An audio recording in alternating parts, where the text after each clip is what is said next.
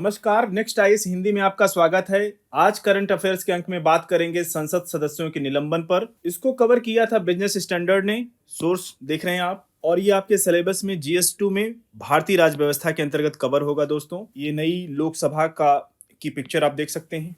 दोस्तों, अगर कंटेक्स्ट की बात करें ये, तो अभी विपक्ष के 14 सांसदों को सदन में हंगामा करने और अध्यक्ष के आदेश की अनदेखी करने के लिए संसद के शीतकालीन सत्र विंटर सेशन चल रहा है कि बाकी बचे दिनों के लिए लोकसभा से निलंबित कर दिया गया है। निलंबित सदस्यों ने सदन की कार्रवाई में बाधा डाली और अध्यक्ष के आदेशों का पालन नहीं किया। 14 तो लोकसभा के हैं दोस्तों, और एक संसद हैं आपके राज्यसभा। डेरेक ओब्रायन जो TMC पार्टी के आते हैं, ममता बनर्जी की पार्टी से।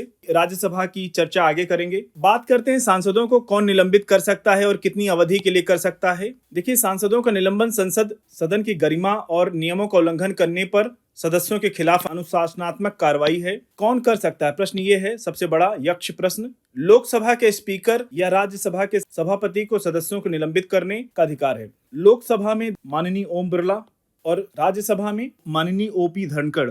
अब बात करते हैं नियम और प्रक्रिया क्या है। कहती है, सांसदों के निलंबन से संबंधित नियम और प्रक्रिया लोकसभा और राज्यसभा के कार्यप्रणाली सभा संचालन नियमों में उल्लेखित है। रूल बुक बनी है दोस्तों, उसमें सारे नियमों को लिखा गया है। और निलंबन का आधार क्या हो सकता है? निलंबन के आधारों में शामिल हो सकते हैं, एक तो अवैध व्यवहार करना, उसमें शामिल है हंगामा करना, में ये शामिल है दोस्तों। आपने देखा होगा जब लोकसभा की कार्रवाई चलती रहती है तो कई सदस्य जाकर के वेल में खड़े होकर के शोर शराबा या नारे लगाना शुरू कर देते हैं और पेपर हवा में उछालना, वो सब हंगामा करने में शामिल होगा। अध्यक्ष या सभापति के निर्देशों का पालन न करना, सदन का अपमान करना, ये सब अवैध व्यवहार में शामिल होगा। दोस्तों, नियमों की अवहेलना करना, जो रूल है उसका उल्लंघन करना, वो भी एक आधार बनता है निलंबित होने का। संसद के नियमों का जानबूझकर उल्लंघन करना, मान लीजिए रूल संसद सदस्य को सब पता है, रूल बुक में क्या लिखा है, सारे नियमों का अच्छी तरह उन्हें भली भांति पता है, फिर भी जानबूझकर उल्लंघन कर रहे हैं, उसका भी आधार बनेगा निलंबित होने का। संसदीय विशेषाधिकार का उल्लंघन करना,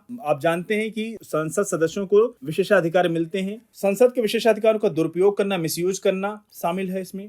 अन्य गंभीर अनुचित व्यवहार में ऐसा कोई भी व्यवहार जो सदन की गरिमा को ठेस पहुंचाता हो या सार्वजनिक हित के विरुद्ध हो, पब्लिक इंटरेस्ट के खिलाफ हो। दोस्तों, आपने देखा होगा कि सांसद सदस्य आजकल बहुत निम्न स्तर की भाषा का प्रयोग कर रहे हैं, असंसदीय भाषा का, वो आधार बनता है। अब बात करें कि निलंबन की अवधि क्या होगी, कितने दिनों तक ये निलंबन रह सकता है। निलंबन की अवधि की कोई सीमा नहीं है दोस्तों, लेकिन आमतौर पर कुछ दिनों से लेकर पूरे सत्र तक हो सकती है। अभी चल रहा है विंटर सेशन, शीतकालीन सत्र चल रहा है, ठीक है, 22 दिसंबर तक चलेगा। जिस सदस्य की सदस्यता निलंबित हो गई है तो वो 22 दिसंबर तक नहीं जा सकता है या 5 दिनों तक के लिए हो सकता है। इनमें से दोनों में जो कम होगा वो माना जाएगा। कुछ मामलों में सदस्य को सदन के अगले सत्र तक भी निलंबित किया जा सकता है। हालांकि निलंबन की अवधि एक ऐसी अवधि नहीं हो सकती जो संसद के कार्यकाल से अधिक हो। अब बात करें संसद का टेन्योर लोकसभा का कितना होता है, 5 वर्ष। लोकसभा का 5 वर्ष, इससे अधिक नहीं हो सकती दोस्त। और राज्यसभा आप जानते हैं 6 वर्ष के लिए होती है, 6 वर्ष तक निलंबन नहीं हो सकता। अब लोकसभा के नियम क्या कहते हैं, आइए जानते हैं। नियम 374 को जानते हैं। अध्यक्ष किसी ऐसे सदस्य का नाम ले सकते हैं जो आवश्यकता समझते हैं और सदन के कार्य को लगातार जानबूझकर बाधित करके अध्यक्ष के अधिकार की अवहेलना करता है या सदन के नियमों का दुरुपयोग करता है। ये नियम 374 है। दोस्तों, नियम 374A की बात कर लेते हैं। ये 2001 में नियम 374A को नियम पुस्तिका रूल बुक में शामिल किया गया और इसका उद्देश्य निलंबन के प्रस्ताव को स्थानांतरित करने और अपनाने की आवश्यकता से बचना था। कोई सदस्य सदन के नियमों को लगातार जानबूझकर उल्लंघन, जानबूझकर मतलब सारे रूल पता है उसके, फिर भी उल्लंघन कर रहा है, अवैध व्यवहार कर रहा है, तो जानबूझकर उल्लंघन माना जाएगा। उसमें शामिल है नारे लगाना। आपने देखा होगा कई सदस्य नारे लगाते हैं। उदाहरण के रूप में मैं एक पार्टी का नाम नहीं लेना चाहूंगा, उनके सदस्य थे अभी जो वर्तमान में नारे लगाते थे। और आप सदन की कार्रवाई देखा करिए, उससे आपका पॉलिटी का नॉलेज एनरिच होगा दोस्तों। अन्यथा उसके कार्यों में बाधा डालता है और अध्यक्ष द्वारा नामित किए जाने पर ऐसे सदस्य को 5 लगातार बैठकों या शेष सत्र जो भी कम हो के लिए सदन की सेवा से स्वतः ही निलंबित कर दिया जाएगा। मान लीजिए किसी संसद सदस्य की 15 दिसंबर को निलंबित घोषित किया जाता है और ये सत्र चलता है 22 दिसंबर तक, ठीक है, बीच में छुट्टियां जो होती हैं उनको घटाया जाता है, वो 5 दिन माना जाएगा। और 22 तारीख जो दोनों में सबसे कम होगा उसको गिना जाएगा और अगला सत्र शुरू होगा, जब बजट सत्र शुरू होगा जनवरी फरवरी में, तब तक वो निलंबित रहेगा। ठीक है, अब बात करते हैं राज्यसभा के नियम क्या कहते हैं।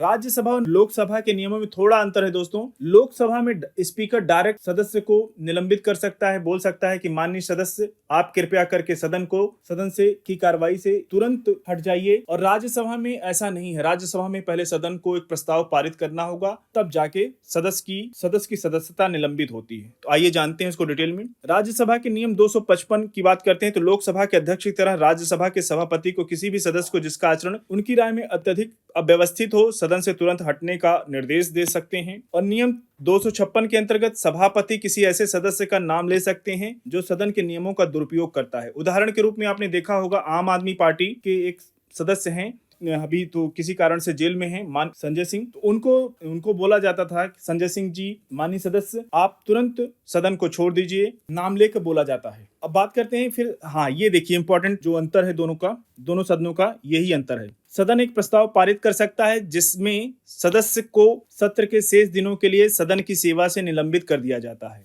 दोस्तों अब बात करते हैं, क्या सांसदों के निलंबन के मामले में अदालतें हस्तक्षेप कर सकती हैं। संविधान का अनुच्छेद 122 क्या कहता है। देखिए 122 इंपॉर्टेंट है। संसदीय कार्रवाई को किसी अदालत के सामने नहीं उठाया जा सकता है। और इसके उलट भी एक आर्टिकल है, आर्टिकल 121। दोस्तों अनुच्छेद 121 संसद में सुप्रीम कोर्ट या हाई कोर्ट के किसी जज के अपने कर्तव्य पालन में किए गए आचरण के विषय में प्रतिषेध करता है, सिवाय उस दशा में जबकि उपबंधित रीति से हटाने का संकल्प न लाया गया हो। तो ये याद रखिएगा, आर्टिकल 121 क्या कहता है और आर्टिकल 122 क्या कहता है। आपके प्रीलिम्स परीक्षा में पूछा जाएगा और मेंस में सांसदों की सदस्यता के निलंबन पर प्रश्न बनेगा 2024 में, तो वहां पे आपको कोर्ट तो करना ही पड़ेगा, इसलिए आर्टिकल इंपॉर्टेंट हो जाता है। हालांकि कुछ मामलों में अदालतों ने विधायिकाओं के प्रक्रियात्मक कामकाज में हस्तक्षेप किया है। प्रक्रियात्मक कामकाज अलग होता है, आचरण पर सवाल उठाना अलग होता है। ठीक है, संसद के आचरण पर सवाल कोई न्यायालय नहीं उठा सकता है, आर्टिकल 122 के तहत, याद रखिएगा। दोस्तों बात करते हैं निलंबन के बाद सांसदों